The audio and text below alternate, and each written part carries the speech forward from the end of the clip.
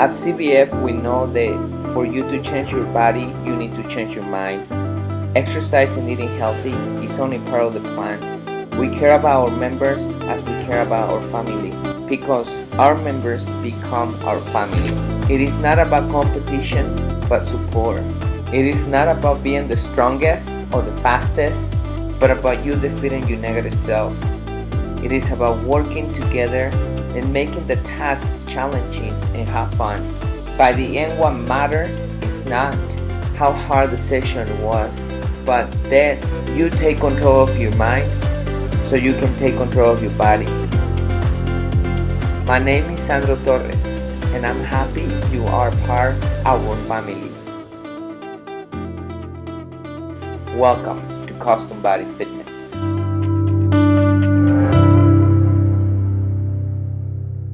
And the question goes like this: what is the percentage of body fat I should have to be healthy? So I'm gonna answer that question for you in case that you wanna know. But there is a couple points that I'm going to explain before I can answer that question. First of all, the BMI and the body percentage are not the same. The BMI is a scale that insurance company come out with for them to classify you as a high risk person or low risk person. High risk means that you are overweight. Low risk is that you are in a normal way. But the BMI discriminates a lot of things and is not accurate at all. For example, I'm 5'7", and according to the BMI, I should be weighing 140 pounds. And I weigh 180, so I'm 40 pounds overweight. But I have a lot of muscle and my fat percentage is very low. Not only my muscle, but at the same time, my bone mass is also heavy because of the weightlifting.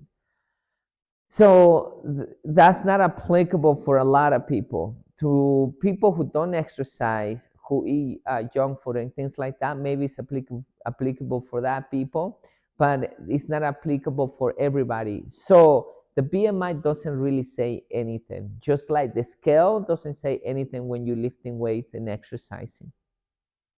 The fat percentage is different. The fat percentage does tells you how much fat you have. But this is the next point that I want to explain to you.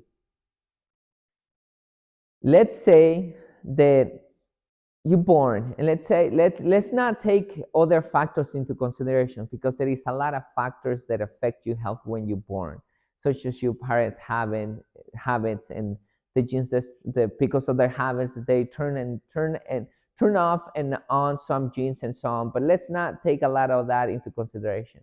Let's say you are a healthy human being, so you are healthy, period. If you start eating junk food, you're not unhealthy yet. You don't have a disease yet. You're not overweight yet. But if you continue eating that junk food for a long period of time, now you become unhealthy. Now you're sick and now you're overweight. So it's not that you overweight that make you sick or make you unhealthy. It's the habits that you're practicing, the the junk food that you are eating that is giving you that overweight and for you to become unhealthy. So it's not the overweight. It's a correlation between health and overweight, yes, but the overweight doesn't dictate that you are unhealthy. Now, let's do it the other way. Let's say you are a person that ate a lot of junk food and you don't take care of yourself and you are overweight. Now you are unhealthy. Now that you're healthy, you find out that if you start eating healthy, if you start eating organic fruits, veggies, you get rid of processed food and so on, you start losing weight. That's true. But losing weight doesn't make you healthy. Now the habits that you're practicing are the habits that are making you healthy. So yeah, you're overweight, you have a disease, diabetes. Let's put that as an example. You're overweight, and now today you decide to be healthy. You're not healthy right in this moment, but you start to be healthy. So within the week, now you are healthier because you start practicing the right habits. Now the weight is gonna come off because you start eating healthy. Your weight doesn't dictate that you're healthy, but your weight could be an expression that you're healthy because you're already eating healthy. So my point out of that is that your being overweight doesn't dictate your health, or your fat percentage doesn't dictate your health. Your habits dictate your health and dictate your fat percentage.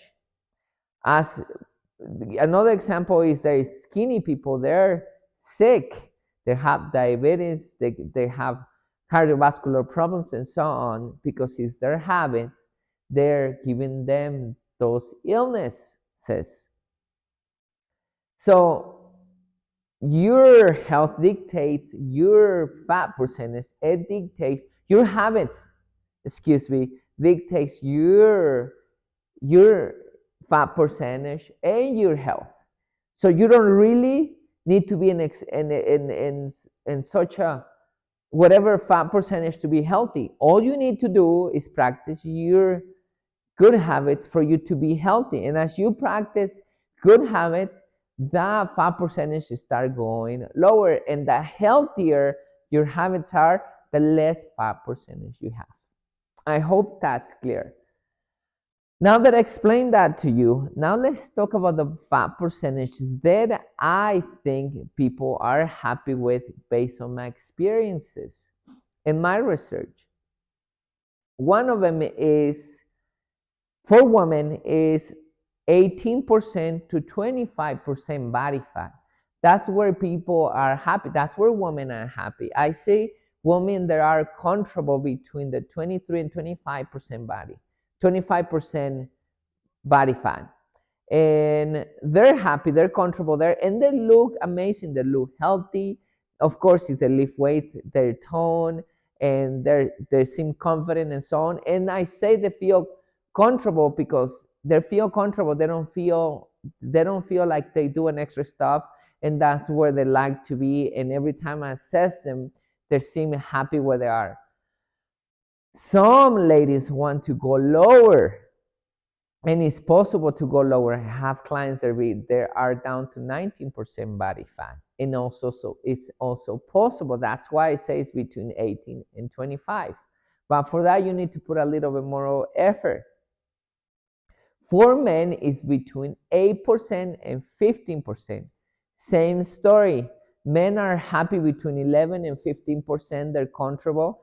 Some other men are willing to go the extra mile and go to the 9% body fat. That's where they feel very comfortable. They feel athletic, they feel great, they feel energetic, and so on. But they got there because of their habits, okay? So that's the fat percentage that I recommend a lot of people. I hope that answers the question about what fat percentage you should be to be healthy. We already discussed health. And there is one more point that I want to add to this conversation. It's low fat percentage doesn't mean that you are healthy, because not only your physical health is important, that it does affect your physical health if you're on very low fat percentage, but also your mental health. When you want to be in a fat percentage that is impossible, or a fat percentage that is not sustainable, then it becomes a mental distortion. It comes to the point that is called anorexia, because your fat percentage is something that your body can't handle anymore. That it's not that they can handle it. Your fat percentage works for many things: insulation, for your hormones, for your brain, for a lot of things. So when you're very low in that fat percentage, it's not healthy. If you're below the 6% body fat for women, for women, no, that's for guys. For women is below 9%, I believe. And sometimes with this, with the anorexia problem, not only you losing the fat percent, but you also losing muscle mass and you losing a lot of bone mass. So it becomes a distortion. Your body is not healthy anymore, doesn't look healthy anymore. And more than anything, you have a problem here that you don't see how great you look when you have achieved just a healthy fat percentage. But once again, that's unhealthy to have a very low percentage that the body is not possible for the body to function. The man has the opposite. Also wants a very small fat percentage, but it has the one big muscles. You can grow big muscles naturally, but once you start taking drugs, steroids, that means that you're not happy with your body. That means that you have a mental distortion, and that's called vigorexia. Also, because you're not happy with you already achieved and you're still injecting or taking steroids and trying to get bigger and bigger muscle, and it comes to the point that also you affect your intestines. Not only your brain, but now you're affecting your physical body. So also that is not healthy. So I want to add that point up there as well for you to know what's a healthy fat percentage, where you want to be and where you're going to feel comfortable. Thank you so much for continue following me. Thank you so much for staying to the end of this conversation, this talk. Thank you. Please share this talk with your friends that who you know they need this information. We tune in the next talk. Thank you so much for taking the time to watch this video. If you enjoyed the content offered here, then I know you will enjoy these books. These are great tools to lead you to successful weight loss, better health, and greater happiness.